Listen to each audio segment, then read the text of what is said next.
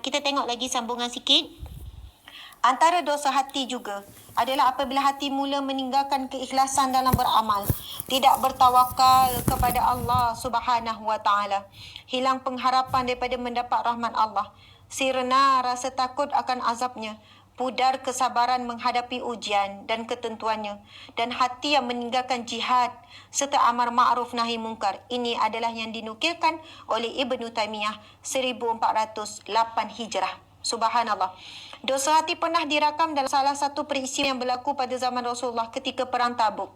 Al-Quran menggambarkan keadaan segelintir kecil sahabat yang tidak sunyi daripada dosa hati. Seumpama ini sehinggalah sahabat tersebut memohon keampunan daripada Allah Subhanahu wa taala. Peristiwa ini dirakamkan dalam surah At-Taubah. A'udzubillahi minasyaitanirrajim. Laqad taballahu 'alan nabiyyi wal muhajirin wal ansar alladzina ittaba'uhu fi sa'atil 'usrati min ba'di ma kada yazighu qulubu fariqin minhum summa taba 'alaihim innahu bihim raufur rahim. Yang bermaksud, sesudah hampir terpesong hati segolongan daripada mereka daripada menurut Nabi untuk berjuang, kemudian Allah menerima taubat mereka. Sesungguhnya Allah amat belas lagi maha mengasihani terhadap mereka. Subhanallah. Dalam ayat ini Allah berfirman ada perkataan Allah terima taubat. Maksudnya hati mereka ini hampir-hampir terpesong hati segolongan daripada sahabat Nabi, para pejuang kan, para mujahidin ini terpesong hati mereka daripada menurut perintah Nabi untuk berjuang. Kemudian Allah menerima taubat mereka. Sesungguhnya Allah Maha Belas lagi Maha Mengasihani. Muslimin muslimat di mata Allah sekalian, ini adalah kisah ketika perang Tabuk. Perang Tabuk, subhanallah. Perang Tabuk ini jauh. Tabuk ni jauh. Ya, kalau perang yang perang yang itu kita panggil perang Ahzab, perang Khandak, itu perang ni. Perang Tabuk ni nak sampai ke Tabuk, subhanallah, perjalanan 4 jam ke 5 jam. Sebab saya dah pergi ke Madain Saleh. Dikatakan Tabuk ini dia dah dekat dengan sepadang ke Jordan. Tabuk ni sangat jauh. Kalau kita tengok perang apa ni, Masya Allah, perang-perang yang dekat sekitar Madinah, macam perang Uhud, perang Khandak. Lepas tu ada beberapa perang. Musuh datang dekat. Ini peperangan yang jauh. Perjalanan yang jauh. Jadi muslimin-muslimat penat redah bukit yang berbatu, padang pasir yang ni. Jadi hampir-hampir hati di sekalian sebahagian daripada ni terpesong. Mungkin tak rasa tak jadi nak ikut. Macam perang ni juga. Perang apa tu? 300 orang. Perang yang Masya Allah, saya tak ingat nama, perang yang memanah tu. Sebahagian daripada sahabat ni terpesong tengah jalan. Uhud lah, subhanallah, perang Uhud. Sebahagian dalam 300 orang cancel, dalam perjalanan cancel sebab ada munafik yang sebut begini-begini, para musuh besar, jadi tak jadi. Muslimin muslimat, itu tak jadi tu memang teruslah dosa. Tetapi yang sahabat-sahabat yang disebut di dalam firman Allah perang Tabuk ni, hati mereka hampir terpesong. Belum lagi mereka cancelkan untuk ikut pergi berperang sebab perintah perang ini wajib. Hati mereka baru saja terpesong. Muslimin muslimat di mata Allah sekalian, kadang-kadang hati kita ada terpesong kan, daripada nak buat tak jadi buat, hati tu niat. Kadang-kadang benda tu kita tahu benda tu salah, tapi hati tu dah terniat nak buat. Jadi subhanallah, kita istighfar, kita mohon ampun dengan Allah, kita bertaubat.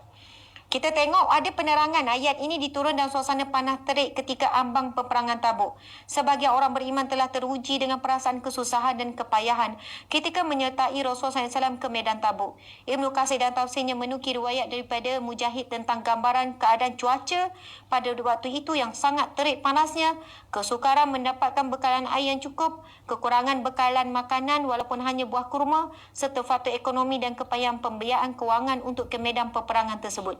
Faktor ini sedikit sebanyak membuatkan hati segelintir pada mereka goyah dan sangat teruji.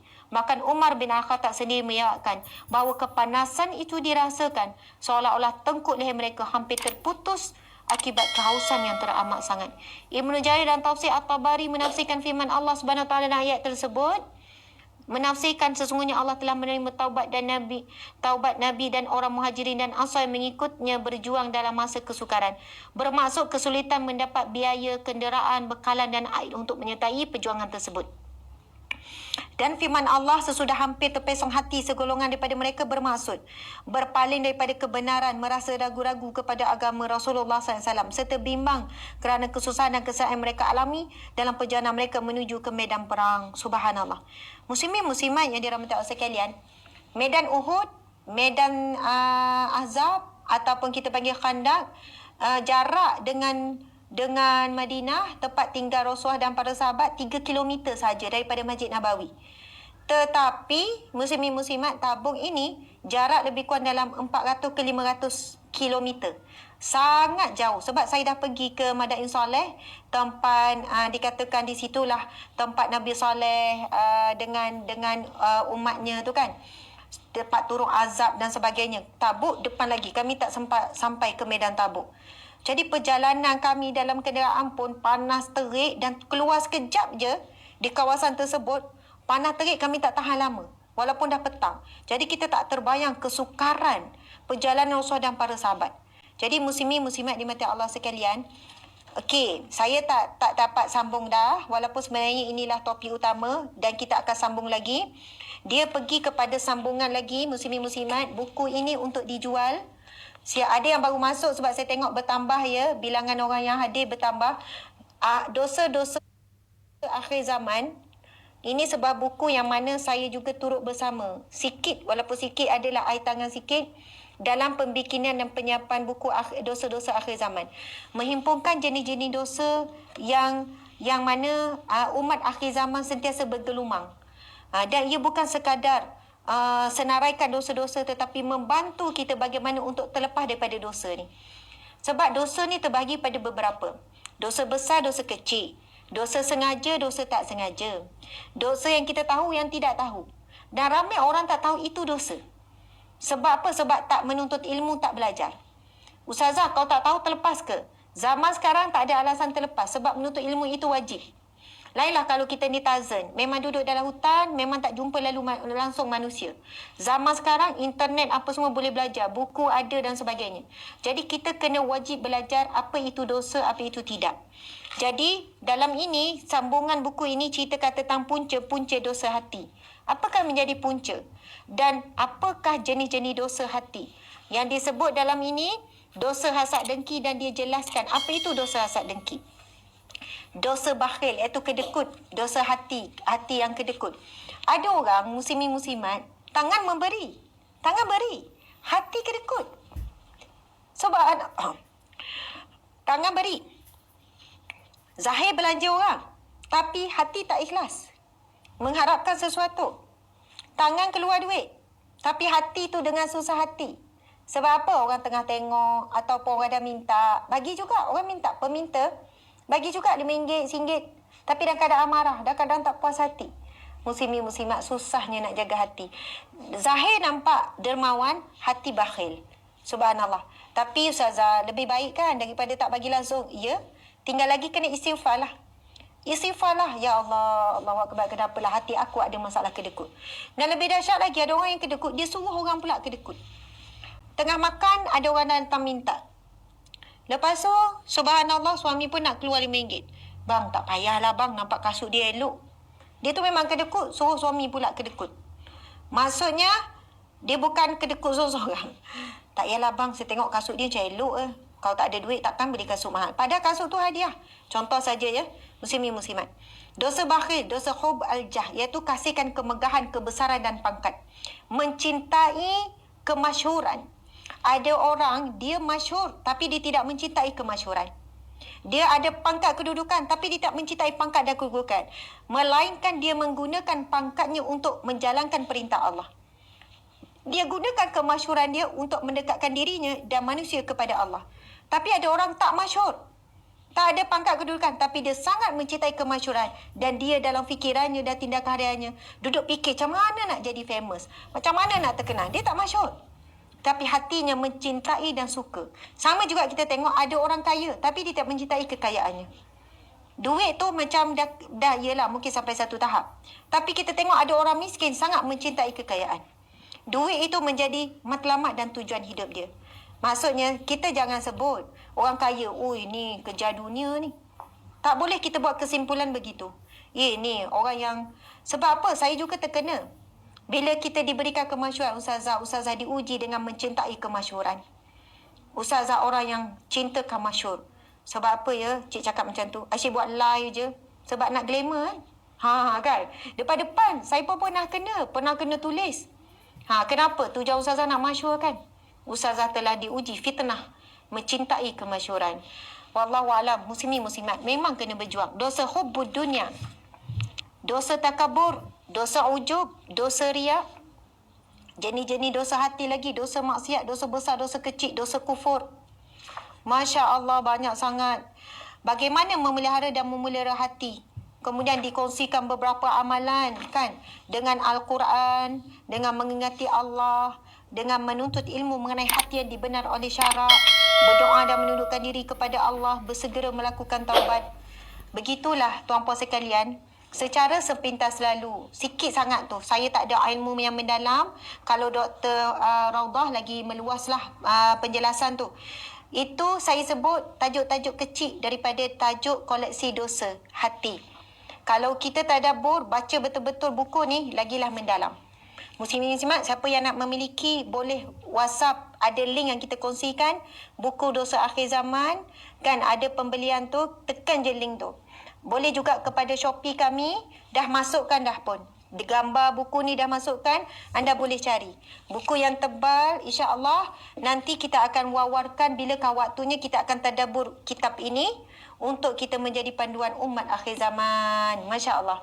Alhamdulillah, mohon maaf ya Dr. Raudah di atas waktu yang terlebih. Saya rasa terlebih kurang dalam 15 minit. Sepatutnya kita berhenti 10.30 dan kita nak buka mungkin 1-2 soal jawab.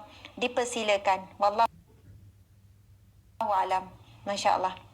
Terima kasih banyak-banyak. Jazakallahu khairan jazak Ustazah Asma Harun. Pihak pengatur sangat berbesar hati di atas penyampaian Ustazah yang sangat sistematik, lancar dan begitu menusuk hati. Alhamdulillah, dalam kesukan-kesukan positif yang memberikan semangat dan juga rasa keinsafan untuk mendekatkan diri pada Allah dan mengharapkan pengampunan daripada Allah SWT. Kami dimaklumkan bahawa Ustazah sebenarnya ada program lain. Betul. Kesibukan Ustazah Asma Harun dan komitmen beliau dalam agenda dan program-program dakwah yang lain di pihak lain juga, kita faham bagaimana keperluan mereka untuk mendapat ilmu-ilmu yang dari hikmah daripada penyampaian Ustazah Asma Harun, dan memandangkan masa juga sudah pun tamat. Sebenarnya terlalu asyik dengar penyampaian Ustazah, sebab itu kita tak tergamak nak hentikan rasa terbuai hati ini. Masya Allah. Jadi insya-Allah kita mungkin boleh follow lagi pengajian-pengajian Ustazah Asma Harun, kupasan buku ini di Instagram beliau sendiri. Ya Ustazah, ada apa-apa yang nak disampaikan ke sebagai penutup insya-Allah? Okey, subhanallah, terima kasih Ustazah Raudah. Masya Allah, memang betul sebenarnya ada pihak yang menunggu tu. Ini saya live di rumah kan. Tadi sebenarnya dah bergerak ke pejabat. Lepas tu dah bergerak ke pejabat. Lepas tu alhamdulillah ada pihak tu boleh tunggulah. Jadi memang kalau ikutkan kita seronok kalau buka soal jawab kan, sebab banyak persoalan tentang ni. Jadi saya cuma nak mengajak sahabat-sahabat beli dulu buku ni. Bila saya dah sebut secara umum bahawasanya saya nak buat tadabbur, maksudnya kita nak kuliah berkitab, jadi saya kena tunaikan janji. Maksudnya saya akan jadikan ini kuliah berkitab, tapi bukan waktu Riyadhus Salihin lah. Sebab sekarang kan Ustazah, alhamdulillah, kuliah Riyadhus Salihin kita pagi-pagi tu kita baca kitab dihadiri oleh ramai juga di kalangan muslimin muslimat. Satu-satu masa tu dalam 5,000 6,000 kehadiran. Saya bukan nak highlight jumlah tu. Kan kehadiran pagi-pagi tu waktu 7 hingga 8 tu setiap pagi 5,000 6,000. Instagram campur ni. Cuma saya nak berkongsi dengan para pensyarah semua, para sahabat. Maksudnya, alhamdulillah, masyarakat hari ini mula minat dengan kuliah berkitab. Sebab saya tak pernah cuba kuliah berkitab. Kan dulu ceramah umum macam tu je. Masa saya nak cuba kuliah berkitab Riyadhus Shalihin, saya rasa macam masyarakat boleh ke nak ikut kuliah berkitab ni? Dan mereka beli kitab secara online dan mereka tengok. Tapi rupanya alhamdulillah, kalau kita nampak betapa hebatnya serangan-serangan musuh agama Allah dan ramai yang terleka, tetapi hebat juga para pejuang agama Allah. Sehingga kan masyarakat hari ni kalau dulu ilmu ni nak ringan-ringan, tetapi masyarakat awam hari ni dah mula dah menerima ilmu yang berat, nak belajar berkitab dan sebagainya. Sebab ramai orang tak mampu masuk pondok, sistem universiti dan sebagainya nak belajar. Orang awam yang dah mula terikat dengan kehidupan, mereka nak juga nikmat belajar berkitab. Jadi sebab itu insya-Allah selepas ini saya juga akan memperbanyakkan kuliah berkitab. Jadi ini satu petunjuk yang baguslah untuk semua orang yang dalam menyampaikan ilmu dan sebagainya. Sebab itu saya mula menyarankan sahabat-sahabat, ustazah, saya kata buatlah kuliah berkitab. Masyarakat kita dah mula suka kuliah berkitab. Mereka akan jadi istiqamah. Istiqamah itu diwujudkan daripada adanya pertalian dengan buku. Mereka dah beli buku, jadi mereka nak habiskan. Jadi pertalian dengan guru, sebab guru tu dah menyampaikan kitab tu. Jadi begitulah, mudah-mudahan insya-Allah muslimin-muslimat, terima kasih sekali lagi kepada pihak AIUM, Masjid Sultan Ahmad Shah. Saya juga mendoakan para pensyarah, para sahabat yang berjuang di medan ilmu secara formal, dan insya-Allah saya bersama dalam menyokong buku-buku terbitan seumpama ini untuk penyampai kepada saya ni orang tengah kan, menyampaikan kepada masyarakat. Sebab para pensyarah mungkin skopnya kepada pelajar. Jadi saya ni macam pelajar juga kepada Dr. Raudah. Saya pelajar kepada pensyarah. Jadi saya ni adalah medium penyampai. Dan jika saya salah, ada kesilapan, ada teguran, tolong sampaikan. Sebab Dr. Raudah ni guru saya juga. Dr. Raudah dengan sangat lemah lembut, sangat berhati-hati kalau menyampaikan suatu pesanan ataupun teguran ataupun pandangan. Jadi saya sangat selesa dengan Dr. Raudah, alhamdulillah. Mudah-mudahan ikatan ini, hubungan baik yang kita sama-sama Allah temukan di atas jalan ini berkekalan sampai ke mahsyar, sampai sama-sama tarik-menarik, tolong-menolong ke syurga Allah. Amin ya rabbal alamin. Mohon maaf salah dan silap. Aqulu qawli hadza astaghfirullahal azim wa atubu ilaih. Assalamualaikum warahmatullahi wabarakatuh. Masya-Allah. Assalamualaikum warahmatullahi wabarakatuh. Terima kasih sekali lagi kepada Ustazah Asma.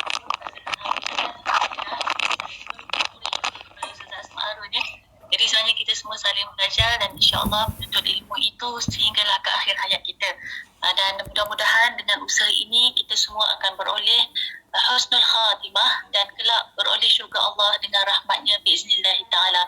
Jadi tanpa melengahkan masa, kita tutup majlis kita pada pagi ini dengan bacaan tasbih kafarah dan suratul asr. Bismillahirrahmanirrahim. Subhanakallahumma wa bihamdika asyhadu an la ilaha illa anta astaghfiruka wa atubu ilaik. Bismillahirrahmanirrahim. Wal 'asri innal insana lafi khusr illa alladhina amanu wa 'amilus shalihat wa tawassaw bil haqq wa tawassaw bis sabr. Walhamdulillahirabbil alamin. Terima kasih kepada Ustazah Asma Harun, pihak tim beliau dan juga tim penganjur serta para penonton yang telah bersama dengan kita pada pagi ini. InsyaAllah mudah-mudahan bertemu lagi pada siri yang akan datang. Wabillahi taufiq wal hidayah. Wassalamualaikum warahmatullahi wabarakatuh.